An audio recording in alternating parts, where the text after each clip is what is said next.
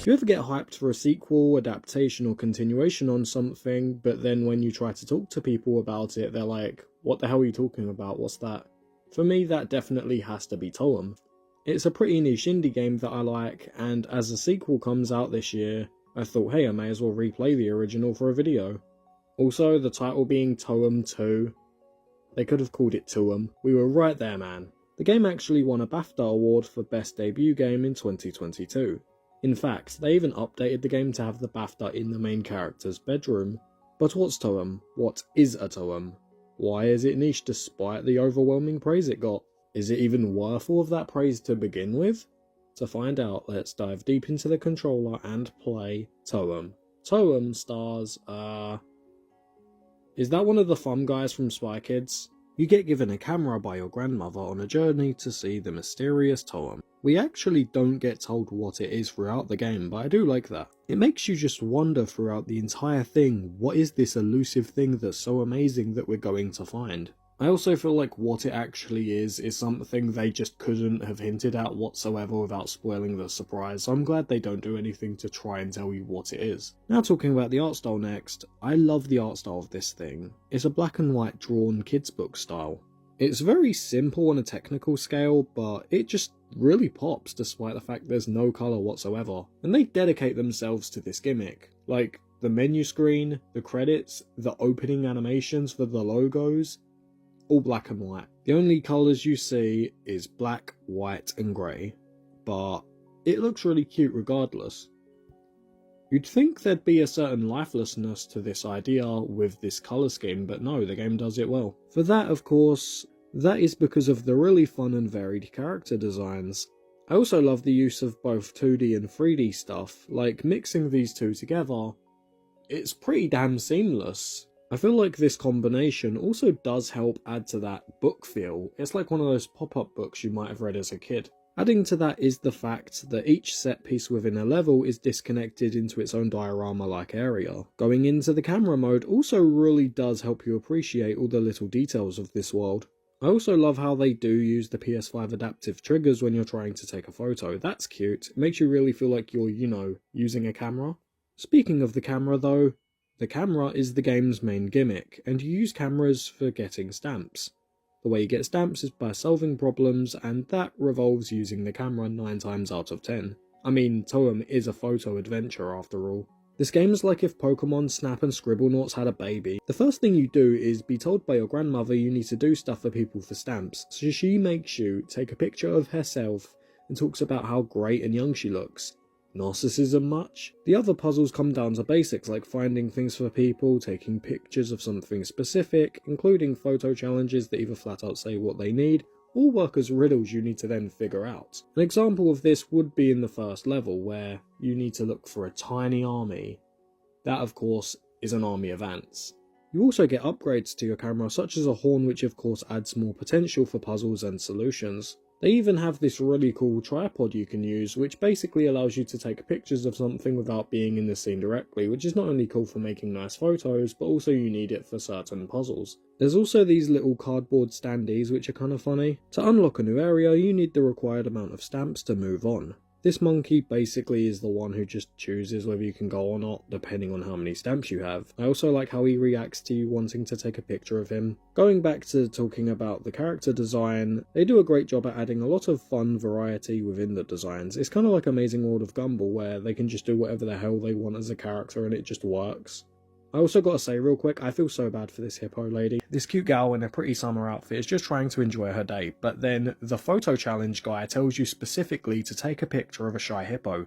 This means her specifically, if you couldn't tell. But then, when you pull a camera out on her, she goes into a panic at the sight of the damn thing, but then you're forced to take a picture of her. The guy then, after you take the picture, says, "Oh, don't be shy. Like, what the hell's wrong with you, dude? You know she's afraid of having pictures taken of her and literally cries when you try it, but then you make us do it anyway? Oh, but by the way, there is a room where they place every single picture for a photo challenge in the game.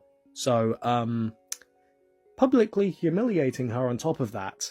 The environment also does affect photos with weather, such as snowflakes or rain. There's also filters and frames you can mess around with, which are pretty fun for the most part. TOEM, it's shit. On sale now. Any picture you take will be put into a gallery to then use later. By this I mean for a lot of problems you need to give specific photos of specific things to specific NPCs.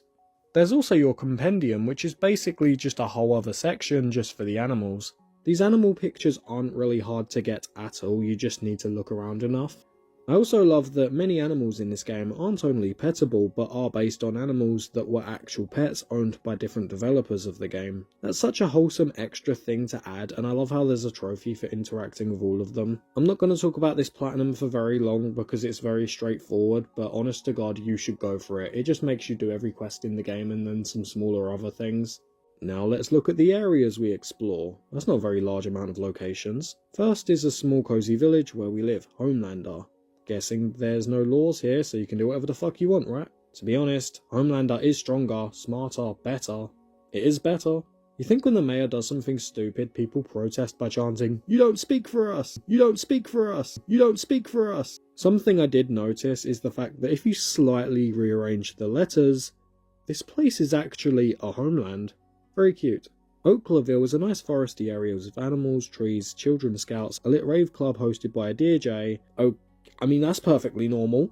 It's a very simple area, but a great one to establish the gameplay nicely. It also sets up the mysterious man subplot, and we even get the first photo challenges. I should also mention there are clothing pieces you may need for certain areas, like the sunglasses that look swag to get into the Dear DJ rave club. The sunglasses can also reveal ghosts to you though. There's no lore explanation, but that's kinda cool because they can give their own quests. They do interesting stuff with this, like there's one where you need to show a horse what they look like before they died. There's one who plays a cup game with you. That's cool.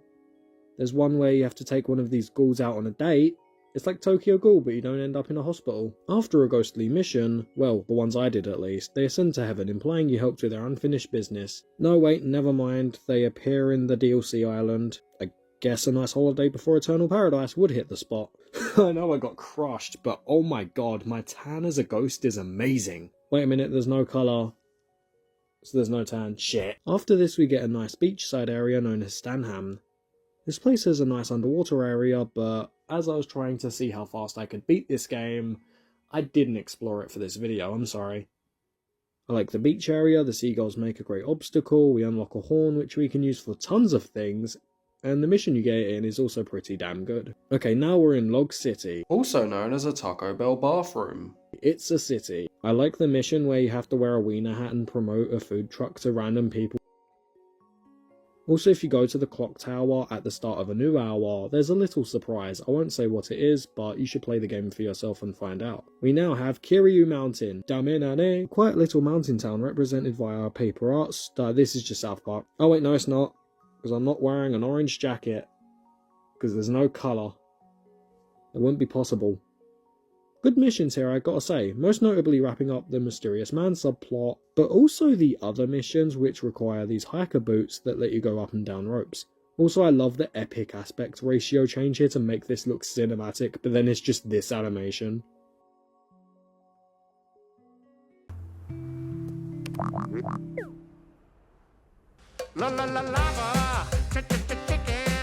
After you leave this area, you go higher up to the mountain. This is it, get ready to see the TOEM.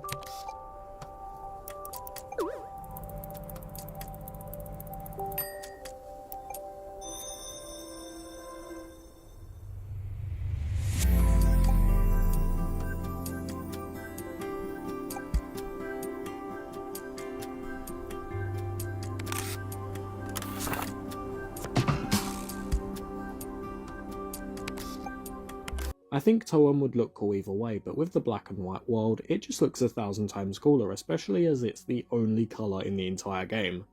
I do like how the credits show random pictures you took throughout the game, that's awesome.